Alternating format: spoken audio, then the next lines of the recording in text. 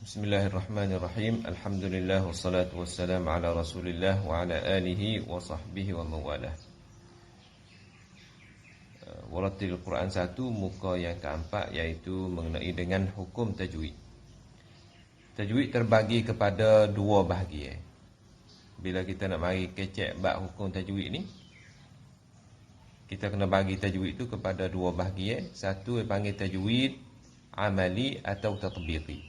Tajwid amali atau tatbiqi ini iaitu tajwid di masa membaca Al-Quran.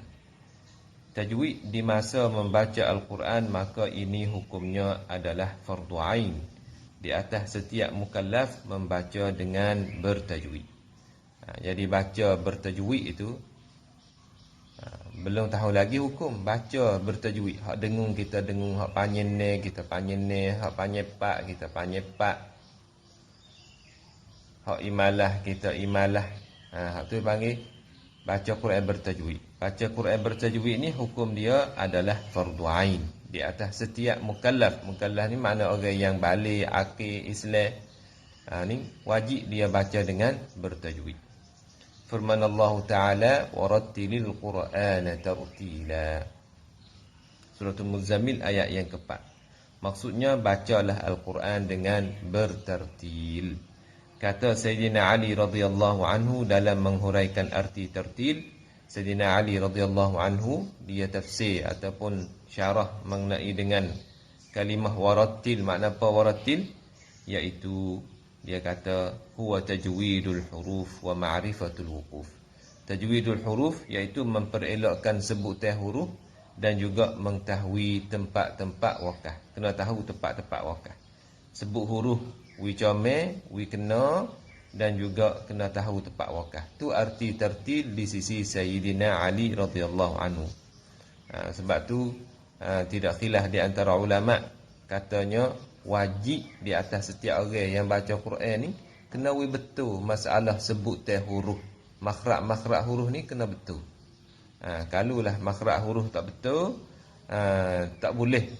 Haram setengah ulama kata. Sebab tu bagi setiap orang mesti kena betul bab makhraj huruf ni, tak ada khilaf. Adapun bab tajwid ni dengung tak sapa ke panjang tak sapa, hak ni setengah ulama kata dimaafkan kalau orang tu panggil baca Quran untuk diri dia seorang aja. Tapi kalau baca untuk orang dengar tak boleh juga. Contohnya dia tak email kerana hak tu mesti kena jaga tajwid. Tapi kalau dia baca Quran untuk seorang dia, hak tu dimaafkan walaupun dia tu tak ada dengung tak sapa ataupun tak dengung tu.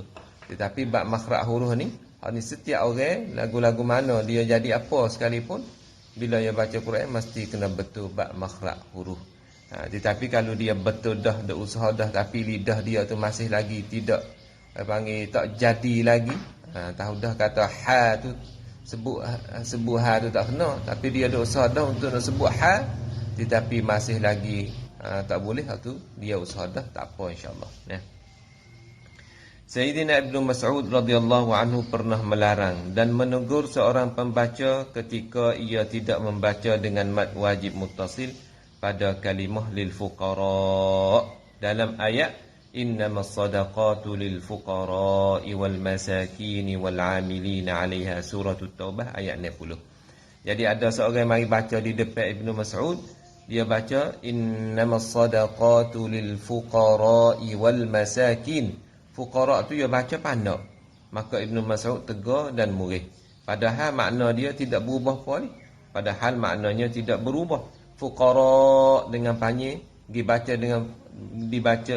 dengan fuqara dengan pendek gitu, makna di segi makna tak berubah apa, tetapi Ibnu Mas'ud larang dan tegur tak sewi baca lagu tu. Sebab apa? Padahal maknanya tidak berubah, tetapi beliau menegur dan mengatakan bukan begini Nabi SAW ajar kami membaca kalimah ini.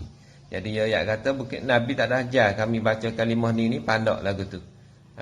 Nabi SAW membaca kalimah ini begini. Nabi baca kalimah fuqara ni lagu ni, dia pun baca dengan panjang. Ibnu Mas'ud tunjuk contoh bacaan yang diajar oleh Nabi itu, fuqara tu panjang. Maka beliau baca dengan panjang. Khulasahnya ayat kata tajwid amali atau tatbiqi ini, ni bukan di semua di semua ulama dak, ada setengah ulama kata fardu ain. Mesti kena betul. Bab dengung, bab panggil, bab gapo tu semua mesti kena jaga, kena baca dengan betul. Kerana Quran itu orang bertajwid. Dan ada pun setengah ulama waktu sekadar bab makhraj huruf yang mesti kena betul. Yang kedua, tajwid ilmi atau nazari. Tajwid ilmi ni makna ilmu tajwid itu. Kita ngaji ilmu tajwid itu apa hukum? Itu dipanggil tajwid ilmi atau nazari. Asal ni tajwid amali atau tatbiqi. Amali ni mana di segi patibak di dalam baca kita tu. Pelaksanaan dalam baca Quran itu bertajwid, itu hukum dia adalah fardu ain mengikut setengah pendapat lah deh.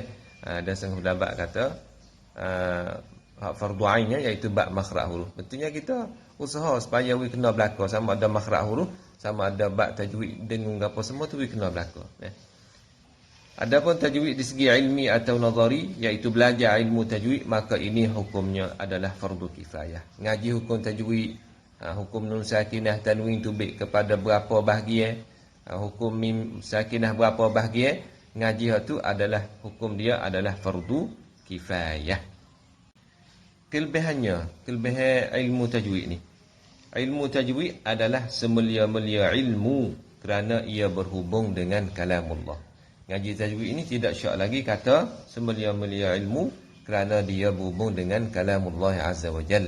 Tapi ilmu tajwid ia berhubung dengan kalamullah iaitu di segi bacaan ataupun adapun di segi makna, satu ilmu lagi panggil ilmu tafsir. Jadi ngaji tajwid ni betul bacaan ni adalah satu ilmu yang sangat mulia kerana dia bersangkut paut dengan kalamullah azza wa jal, dan setiap perkara yang berhubung dengan kalamullah, perkara itu adalah mulia. Tujuan apa kita ngaji ilmu tajwid? Tujuan belajar ilmu tajwid untuk memelihara lidah dari bersalah ataupun tersalah di dalam membaca Al-Quran. Kita nak ngaji ilmu tajwid supaya nak jaga tersewi salah di dalam membaca Quran, dan supaya memperolehi keredaan Allah Subhanahu Wa Taala. Bukanlah kita ngaji ilmu tajwid nak mengerti ilmu tajwid saja, tapi baca Quran tak ada betul mana. Tu bukan tak siapa tujuan dia. Tujuan kita ngaji ilmu tajwid supaya bacaan kita tu nak menjadi comel, nak menjadi bacaan yang diredai oleh Allah Subhanahu Wa Taala. Tempat ambil ilmu tajwid. Mana tempat ambil ilmu tajwid? Ilmu tajwid ni tempat ambil dia daripada bacaan Rasulullah SAW. Tapi kita tak ada nak dengar bacaan Rasulullah tu. Maka Rasulullah SAW sudah panggil baca oleh sahabat dengar. Para sahabat, dan sahabat baca para tabi'in dengar. Tetapi masa Rasulullah, masa tabi'in ni dia tak ada lagi ilmu tajwid, tetapi baca Quran itu adalah bertajwid dah. Maka ulama di masa tabi'in usaha panggil karya satu ilmu tajwid supaya nak jaga bacaan itu nak menjadi betul siapa ke bila-bila. Jadi ulama panggil tabi'in dia dengar bacaan sahabat tu, dia dengar sining nun mati dan tanwin dijumpa dengan huruf tekak ni, baca tak dengung, maka dia waktu ambil satu hukum izhar. Dan hak ni jumpa dengan ni baca masuk, maka ulama dia buat satu buku ataupun satu ilmu, iaitu ilmu tajwid, supaya nak jaga baca Al-Quran tak sewi berubah. Bab makhraj huruf, ni makhraj sini ni semua tu dia panggil untuk nak jaga baca Al-Quran. Kalaulah ulama zaman dulu tak ada karya ilmu tajwid ni, nescaya dia panggil orang ni baca Quran ikut dia, hak ni bahasa nak buat lagu ni.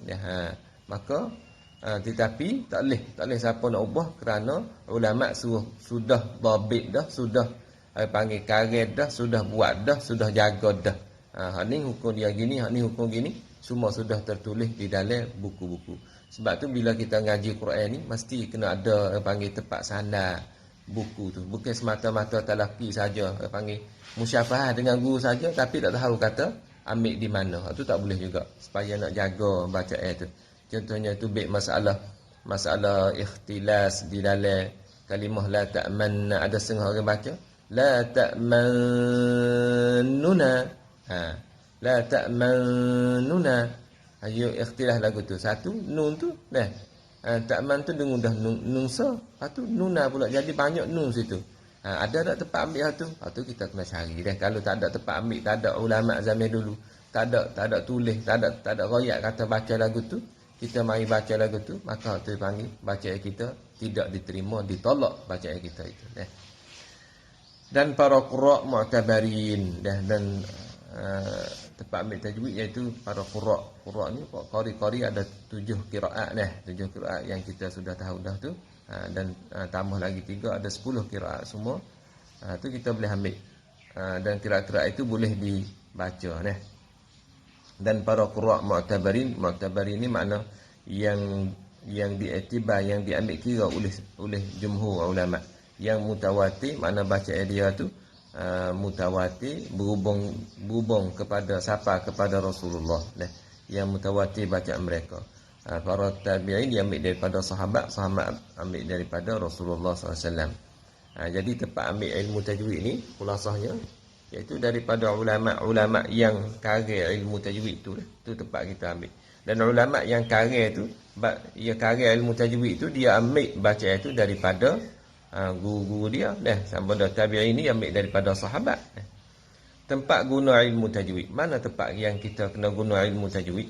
Tempat menggunakan ilmu tajwid iaitu dalam bacaan Al-Quranul Karim. Tu tempat guna tajwid. Nama ngaji tajwid, kecek pun tajwid juga dah.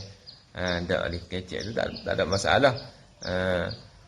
Kecek dah lagu-lagu mana. Tapi ada satu ketika tu saya mengajar masalah dengung nun syaddah mim syaddah tu, maka peserta hari tu pakat dengung belaka, belajar dengung sekali dia. Seorang tu kata, saya nak makan nasi dengan tom yam. Dia dengung dia tu ada mim syaddah. Dan dituntut supaya membetulkan huruf-huruf dalam tasbih, doa dan bacaan dalam solat. Tasbih kita, wirid kita tu kalau boleh betul huruf-huruf tu dah. Ni mula-mula tasbih tu molek subhanallah, subhanallah, subhanallah, subhanallah, sebelah. Lama-lama jadi sebelah, tak jadi subhanallah. Dan juga dalam doa kita tu usahalah supaya kita jadi sebut huruf tu kena, betul dengan makhraj dah.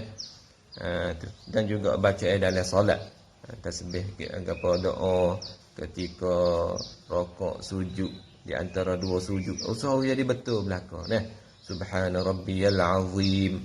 Ni subhana rabbiyal azim. Tak kena azim. Jadi betul belaka dah, supaya semaya kita tu menjadi solat yang lebih sempurna lagi insya-Allah taala. Itulah saja untuk hari ini. Wallahu taala alam. Sallallahu alaihi Muhammad wa ala alihi wa sahbihi wasallam.